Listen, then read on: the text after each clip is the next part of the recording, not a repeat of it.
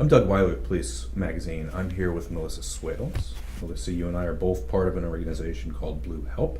It's an unfortunate reality that law enforcement officers, both active and retired, have died by suicide. Yes. More so than officers who died in the line of duty every year. Your husband, David, in 2016, February of 2016, died by suicide. Can you share with us your story and David's story? Yes. So David was a police officer for LAPD for a little under 10 years. Prior to that, he was a veteran. He served as a damage control officer in the Navy for 4 years on board the USS Nimitz. Sorry, Oh, I have to. Fantastic. And to kind of backtrack a little bit, about 2 years prior to his passing, he had applied to see a VA doctor. And it was for a physical reason. And in that examination, the doctor suggested that he might have what she considered PTSD. Mm-hmm.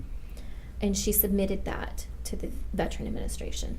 He received disabled veteran benefits due to some injuries sustained while his service.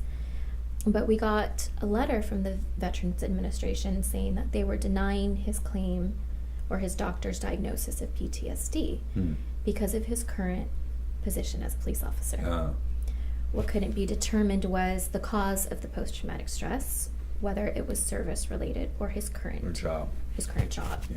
And so because of that reason, they would not offer any sort of support or benefits. I remember that day very clearly because I asked him, well, are you going to tell your department then? Because LAPD has an extensive amount of resources. And I even recalled back to when he was in the academy. They have a behavioral science unit with actual police psychologists, several, on payroll at the officer's discretion. And I had met some of them when he was in the academy, and they had done extensive family training and the signs to look for. And so my immediate thought was, oh, well, don't you remember they have this for you? And he said, he looked at me, I remember, and said, why would I do that? And it caught me off guard, and he said, I'm up for a promotion. If I tell the department that I have PTSD, they are going to pull me off patrol. They are going to put me on the desk, and I'm not going to promote. And I said, well, I remember we had a little bit of a discussion, and he looked at me and he said, there isn't an officer I don't know that doesn't have PTSD. Wow. He's like, we all do. It's just the nature of the job. And sadly, 2 years later, that's what ended up, I believe, in my opinion, being his downfall. Yeah. One of the last things he did before he died was look up the number for LAPD's behavioral services. That was the last thing that was on our computer. But he didn't make that call. Yeah. So I think that's part of the reason why I am so motivated to make sure that officers in our department know about the resources that are available, as well as trying to develop and find those for other departments that don't have the same accessibility or The funds. same scope of Right, resources. exactly. Yeah. Because in my mind, this could have been prevented. Yeah. It should have been prevented If he had made that call. if he had made that call. If he had made that call. And sadly, we have 4 boys. We were married for about 14 years, and we were together for almost 20. We were high school sweethearts. We married when he was on leave. And it has affected all of our sons in ways I can't even begin to explain. sadly, the day that he took his life was our youngest son's second birthday. Oh.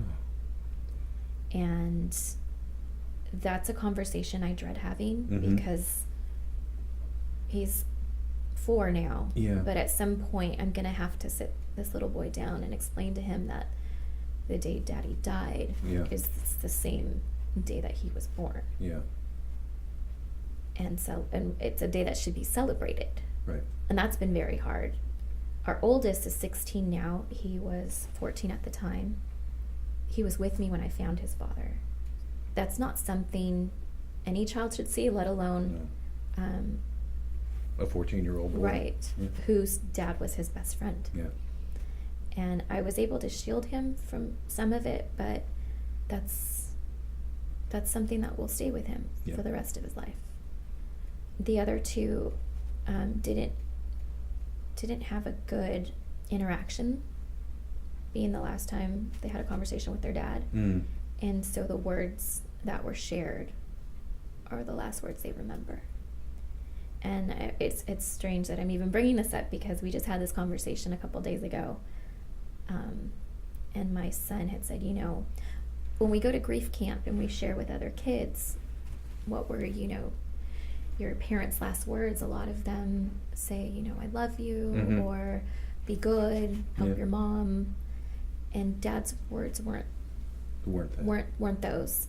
And we've had to have a lot of conversations about the fact that yes, those weren't his last words, and I'm very sorry for that. At the same time, your dad was not well. Mm-hmm.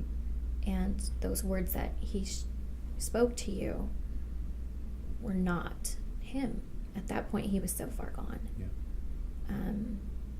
But they're constant conversations we have daily. Yeah. And I think that's what's the hardest is now going forward with these young, impressionable young men, and trying to give them the skills that their dad didn't have. Right. And modeling that on days when I really don't feel like, Right. doing that as well. Yeah. Thank you for sharing your story.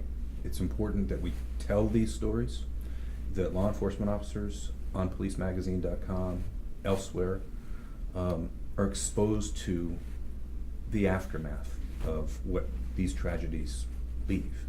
Because hopefully, with our work on blueh.e.l.p., we can prevent further tragedies from happening. So thank you so much for sharing your story.